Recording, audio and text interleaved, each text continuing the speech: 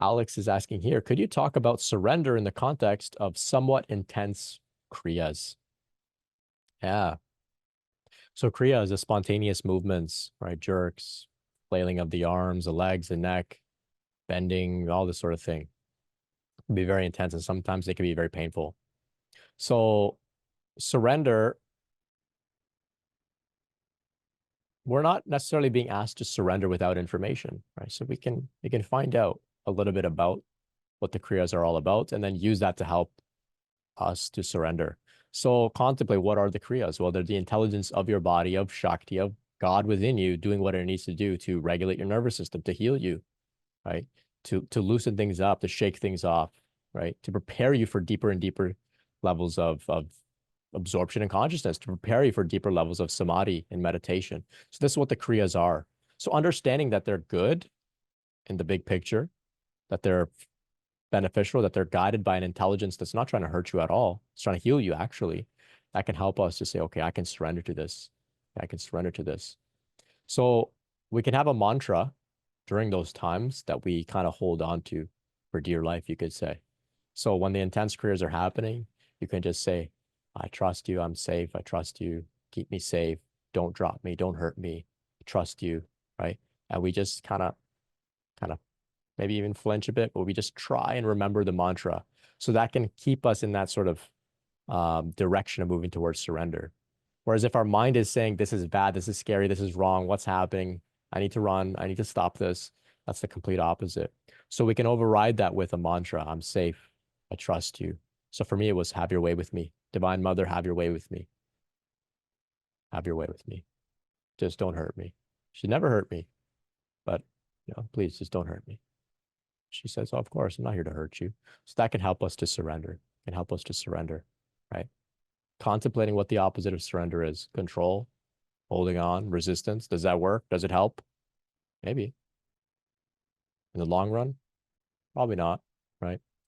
So short-term discomfort in a state of surrender leads to long-term benefits, right? But we can resist long-term, and it will just, hold us back and get pretty challenging. So some things to contemplate there. It's a practice. Once again, it's a practice of surrender. We can equate surrender with the relaxed nervous system as well, right? Where are you holding? Tension, physically holding, maybe clinging in your legs, in your back. There's some part of you that's holding, that's clinging, that's not surrender. So surrender means just relax, letting the shoulders drop, noticing any tension in the face, in the hands, actively noticing it. And just by noticing it, it's likely to be released.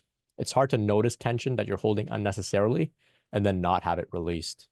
So that's how we surrender. So we can also turn surrender into a physical thing, physical body scanning, up and down, noticing, where am I holding unnecessarily? I'm safe. I'm in my bed. I'm in my room. I'm in nature. Where am I holding as if I'm in danger? Bringing those parts of our body up to speed and saying, hey, we're safe. It's okay. It's okay. We're safe. Others have gone through this, right? Others have gone through intense Kriyas too, and they're saying, hey, it's okay. It's safe. I want to trust them. I want to give them a chance. So those are the attitudes that we can take with us into, those intense Kriyas. All of this is, of course, easy to talk about in practice. That's where the work really is. So I hope that can help.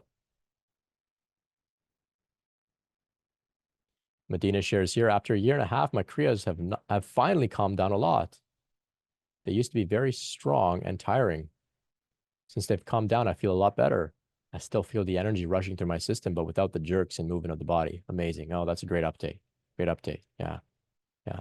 So in the beginning, they can be very intense, very awkward, very clunky, but over time, they become more and more refined, more and more refined. And eventually it becomes just a nice, steady flow, steady flow.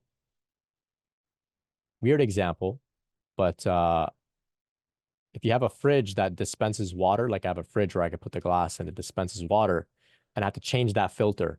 So when I changed the filter the other day, put a new filter in. So I went to pour a glass of water and it was coming out all like spraying. It was all like spraying everywhere.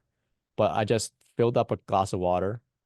And at the second glass, eventually it got more and more steady of a stream. The third glass, the stream was fully steady.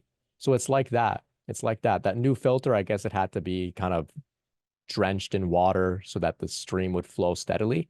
When it's kind of dry, it kind of causes a lot of pressure in weird ways. The water sprays all over. It's the same thing with Kriyas. In the beginning, this nervous system is so tense and jacked up. The energy flows and it causes like all sorts of awkward movements. But over time, each awkward, intense Kriya becomes, it releases some sort of blockage or something.